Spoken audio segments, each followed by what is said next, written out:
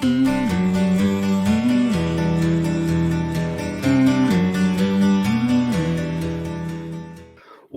to Picks with the Professor, the show where a real statistics professor gives you sports betting tips. This is college basketball, Friday, January 19th. Cousin Jared, a light slate on Friday. That's putting you it know, lightly. we could lament the fact that there aren't 30 games on Friday or 40 games on Friday, pulling from Saturday. But I mean, I feel like we would be doing that every week. So it just kind of is what it is. We have to get used to it. General public service announcement, reformulated a little bit some of the criteria for grading, made the A grade threshold a little bit higher, so thus you will see fewer A grades.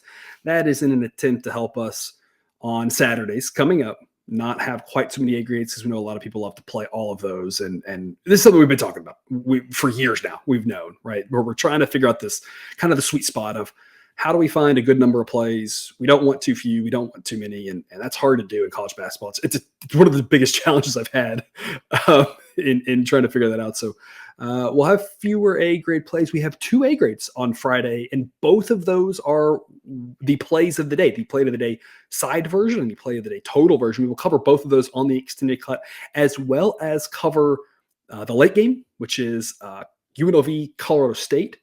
We'll cover other thoughts we have on other games. If you want to see the full version of the show, you can do that via Dub Club. The link's in the show description. You can get a 1-week free trial, hear a little more content, see all the projections, all the fun stuff. Because Jared, did I forget anything? I don't think so. I was trying to look at the slate here, and we don't have any Ivy League games on Friday, right? Which is we used to have a lot of those. It seemed like. I mean, I was on here every Friday, and I was great with the Ivy League by the end. So most Friday slates are pretty light. This one might be even a little bit lighter than most. But we still do get action, which is always good for Friday. They typically play Friday, Sundays. And more conferences should do this, because this is, I mean, I know more about these schools than most of the other small schools, because they end up more on my TV, because these games get lost on Saturday, but they don't get lost on Friday. St. Peter's and Fairfield may be the best game in the MAC here on Friday. It's 2 of the top teams in the conference. Fairfield does it by being fairly balanced, just very decent overall on offense and defense. St. Peter's does it all on defense. No offense really to speak of whatsoever.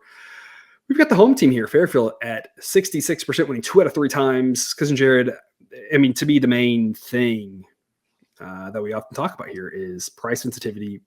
And if we can win minus 162 picks 2 out of every 3 times, we're going to be making money. That means 1 out of 3 they're going to lose. We don't know if that's this one, unfortunately. We do not know what will happen. We cannot predict the future. But this price is pretty good. We like it at minus 162. It's a B grade, not quite to the A grade threshold, but still a very solid pick, especially on a light slate. Wouldn't play it at minus 220, but minus 162, worth a shot. Cousin Jared, tell us more. So St. Peter's, just, before anybody, throws stones at me here. I know that St. Peter's is undefeated in conference, 5-0. Started out the season 1-4. Now 9-5, so just ripped off a 8-1 run. But I would say that, and I mean, clearly they have a good defense. Definitely by MAC standards, they have good defense. However, of note, Fairfield has been just as hot. They have won 8 of their last 9 games as well, and so Fairfield has been playing well.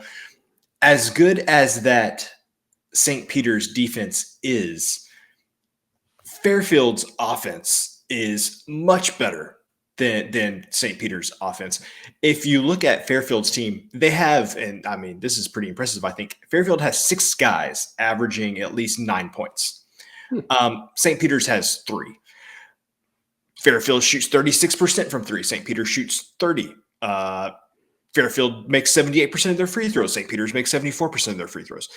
Fairfield shoots 45% from the floor. St. Peter shoots 40%. You would think, okay, St. Peter's has an advantage defensively, but like when you look at steals, blocks, and everything total, it's about the same for both teams.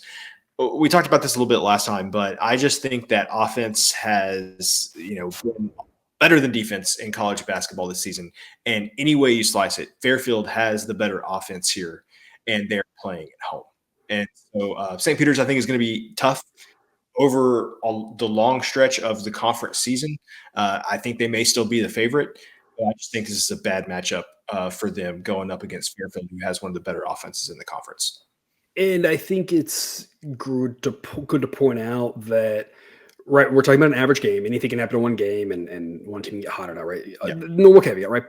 When we're talking about the average game, though, when you flip this, and this is Fairfield at St. Peter's, it's a very different discussion, I think, because you talk about Fairfield's offense being better than St. Peter's, but on the road, St. Peter's defense, you're kind of like, well, like that's going to make it a lot tougher. And I get, yes, defense travels and St. Peter's defense should travel, but the problem is their offense is already questionable to start with. And then on the road, getting worse is going to make that tougher. When you flip this matchup, the average setup favors St. Peter's a lot more, because you say that defense against one of the better offenses in the conference might have a good chance of just shutting them down, playing St. Peter's style of basketball, winning a low-scoring, grinded-out game.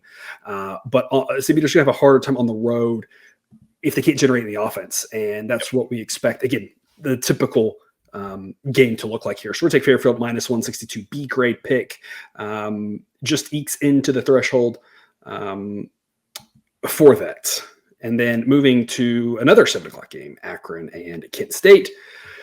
Akron, the much better team. I think we all know that. The only question is the same question that we're always asking here, which is, what is a good price to play in any side? And we know Akron's better, but they're on the road. And how does that balance out? The market is treating it like that balances out pretty much, so that these teams are the same, that the road travel completely offsets Akron's advantages. The model doesn't think quite so much that. It thinks that it offsets some of their advantages, but not all of them. It says they win 57% of the time. That makes Akron minus 115. A B grade pick, one that also just ekes into it. Even money's your A grade threshold. So I don't know if that'll ever happen. If you could shop around and find it, great. But if not, again, on a short slate, Akron's still probably worth a play here. They're 13-4 for a reason. Winning on the road is not always easy, but I also do think it's a little bit easier to win on the road in these smaller conferences, a little bit less home court edge, a little bit less travel distance, right? You just see not quite the same extreme situations as you do in some of the Big 10, the Big 12, some of that, which we'll talk about here momentarily with the Indiana-Wisconsin coming up. But Akron, better team by a decent amount. Even though they're on the road, we think they can get it done. Minus 115 is a pretty reasonable price. Again, model thinks minus 134, so we would not be playing this at minus 140. It's all about the price here at minus 115. Worth a shot in the long run. If we can win this at 7% of the time, we're going to be making money. Cousin Jared, what are your thoughts? Kent State's magic number is 79 points. They have won every game where they have scored 79 points or more. They have lost every game where they have scored less than 79 points. On the flip side, Akron has given up 79 points, a grand total of twice this season. One of those games assisted by overtime. The other game, they gave up exactly 79 points. Akron has a pretty good defense, especially for the MAC. I don't think Kent State gets to 79 points. Akron wins on the road. There you go. Nice and straightforward. When you look at how these teams have performed relative to the model expectations, Kent State's offense has actually been a little bit better so far. So the model's been playing catch up with their offense. However, their defense has actually been more badder. I don't know. It's been worse for them on defense than offense. And so Kent State's actually underperformed model expectations this year, mainly because of their defense going the wrong direction from what we thought. Akron's been pretty spot on offense, actually a little bit better on defense than we thought. And that's exactly to your point there, that the Akron defense has overperformed even what the model thought. And that has led them to good times there. If you're a fan of the Zips on the hard court, to that 13-4 record. Home court, not dead. In this regard, we just think that Akron's better than Kent State by enough that this price should be higher. Again, same caveats. I'd always never know what's going to happen in one game, but in the long run, this makes for a profitable play, in our opinion, worth firing away on because of that price. You can also lay points on this one because Jared, the model thinks Akron by 2-ish. I would not lay more than 2. We talk about 1 is the least common outcome in college basketball up until some of the double-digit numbers. And so if you were to lay something up to 2, I don't think that's crazy. If this gets out of hand, if it doesn't, just play the minus 115. No reason not to, just in case you don't want to push it 2 and lose it 1 if you don't have to. But if this gets out to my Akron minus 130 or something, that'd be an alternate way to look at it, if you are so inclined. Which takes us to the game of the night, or one of the games that the other game might be UNLV and Colorado State. Those are the 2 more interesting ones, which we will cover that one on the extended cut. Tell you our thoughts on that. Indiana, Wisconsin, Cousin Jared. Indiana's struggling, to say the least. Not great times there down the road here for me in Bloomington.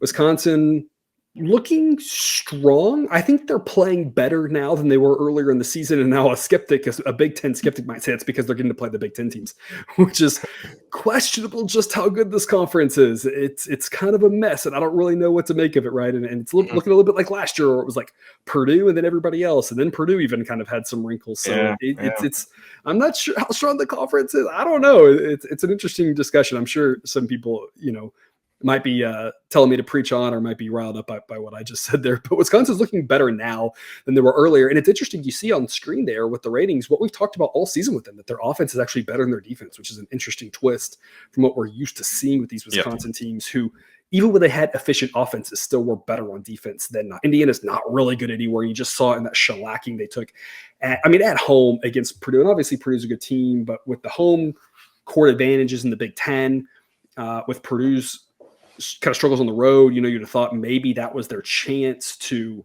hang around. And they had one stretch where they looked competent there in the early part of the second half, but the other 30 minutes of the game, they looked miserable, losing by 21, not even sniffing a cover, even if you got the magic number of 10.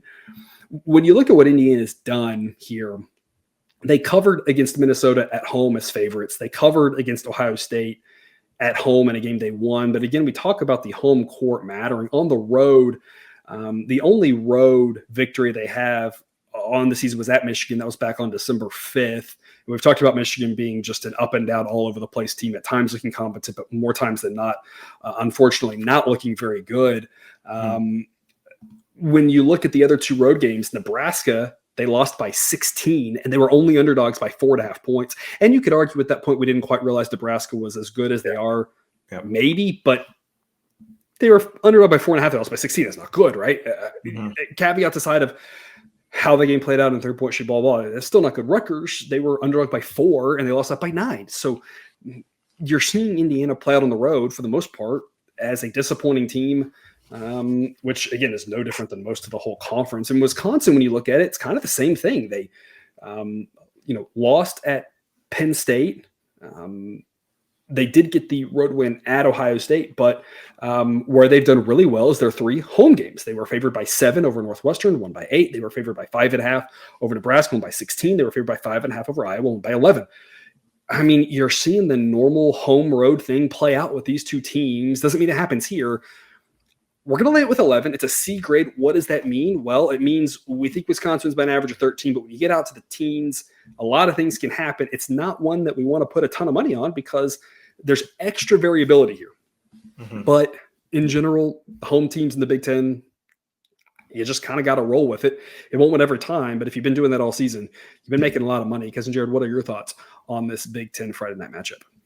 It's funny how in the previous 2 games that we talked about, in the MAC or the MAC, Indiana would be like, these teams are amazing. Look at that. The 83rd rated defense in the country, the 107th rated offense relative to the competition. These guys are amazing. Problem is Indiana's in the Big Ten, and relative to the competition, not great, Bob. So that's basically it. I like what I've seen from Wisconsin. We've talked a lot about how the home teams are having a big advantage in conference. Wisconsin, one of the only teams that hasn't lost multiple games on the road in Big Ten play already. I know they're at home here, but I think that says something about your intestinal fortitude. Just because if you're doing something that no other team in the conference can do at this point, I'm pretty impressed by that. So I think Wisconsin is probably a better team than they're getting credit for at home against Indiana, who does not have any discernible strengths, I think they take care of business and win by about, let's say, 15. When you look at Wisconsin overall, right, they lost to Tennessee early on in the season at home. Not really anything to stress about. They lost at Providence, who was healthy at the time, and Providence can be a tough place to play. You can kind of write that one off. They beat Virginia on a neutral site. Virginia's been really up and down, but not bad. They beat Marquette, and that was a fantastic win. They won at Michigan State. They were getting way too much respect against Arizona. We laid the lumber with Arizona and got the win on that one, being a road game. But I mean, losing at Arizona, who cares? A bunch of teams almost every team in the country would lose at Arizona right now. And you argue how many would lose by 25, but I mean, Arizona's just really good. Yeah, just wipe that out. Since then, they've really taken care of business. They covered against Chicago State, and that's kind of impressive in my opinion, because Chicago State plays hard in these big numbers, and they played at the very end. Like, Chicago State gets a lot of backdoor covers. Kind of goes like you said about their intestinal fortitude, right? And then they won and covered their next 4 conferences. They were not only 5-0 in conference entering that Penn State game, they were 5-0 against the spread in conference. Things went south for them at Penn State. It's a road game, right? No big deal. They're at home here. Obviously, the biggest fear with this is they only win by like 8, 9, 10, something like that. That's why 11's only a C grade. 10 gets you to a B if it ever gets there. Right now, it's 11 pretty much across the board everywhere I see, except for FanDuel, which of course never has whole numbers. They always have halves. But otherwise I see 11 across the board right now. So you're still a full point away from a B grade. A grade would be well below that, probably something that will never happen. So like Wisconsin, don't want to get too invested in some of these big spreads though, but with a light slate, we like that play. And again, here is your cheat sheet, the thing you can access on Dub Club, and you get all this for a free 1-week trial. Check it out. See all the ranks, all the grades, all the projections, all the team totals. You see the team totals right there. If you're a team total type better, if you're a totals better on this one, of course, you can see right there the model projects 146.7. So you can see that again for every single game, every single day over on Dub Club. Otherwise, Cousin Jerry, that is the recap of the free show picks. We've got more coming on the extended cut. If you want to join us over there, that link to get you the free trial for Dub Club will get you there. Otherwise, do you have any parting words, Cousin Jared?